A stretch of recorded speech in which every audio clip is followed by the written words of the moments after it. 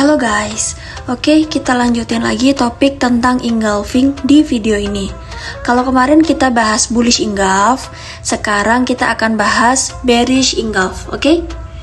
Nah, kalau pada bullish engulf kita fokus untuk buy, maka pada bearish engulf kita fokus untuk sell. Oke, konsepnya sama aja, cuma bentuk candle dan decision point-nya beda. Biar lebih jelas, Luna akan tulis coret-coret di sini deh ya. So, basicnya pada bullish engulf kita fokus buy, dan sebaliknya pada bearish engulf kita akan fokus untuk sell. Nah, untuk sell ya, jangan sampai kebalik. Bullish engulf kita buy, bearish engulf kita sell. Harus diingat ya. Fungsi bearish engulf pun sama dengan bullish engulf. Untuk zoning, Luna rekomen untuk pakai fresh engulf dan juga higher time frame engulf atau engulf pada time frame besar untuk kita cari zone, oke? Time frame yang kita pakai, Luna rekomen dan Luna pakai juga adalah time frame H4 ke atas. Nah, untuk zoning, untuk kita cari entry.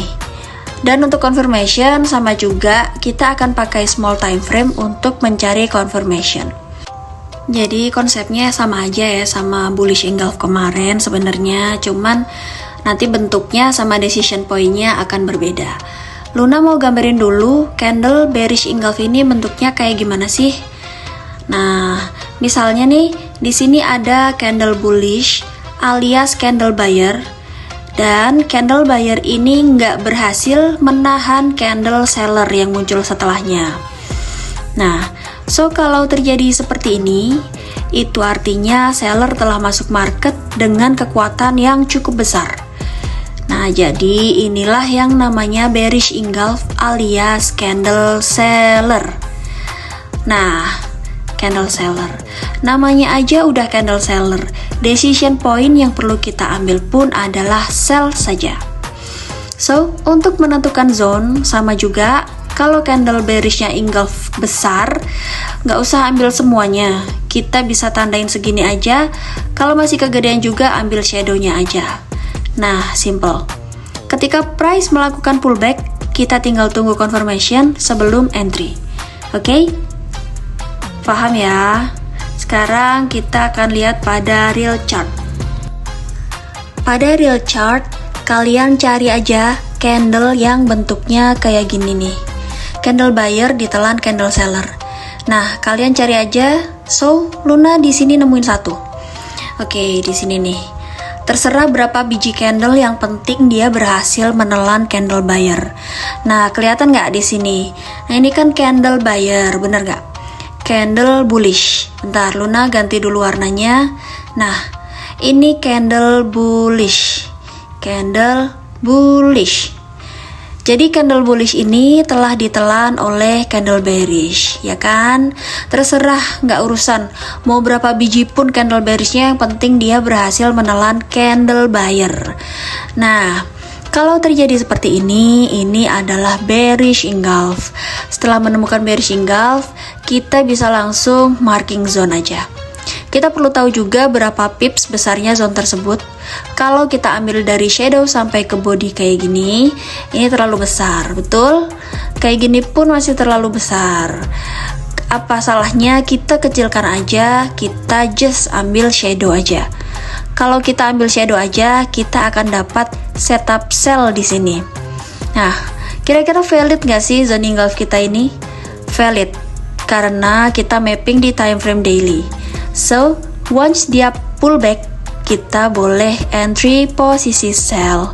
Karena di sini udah ada indikasi bahwa seller telah masuk ke dalam market, ditandai dengan terjadinya bearish engulf. Nah, kira-kira begitu. Dan di atas ini pun kalau kalian nampak, sebenarnya ada satu lagi bearish engulf. Kalau mau zoning begini, nggak ada masalah. Mau kecilkan pun boleh.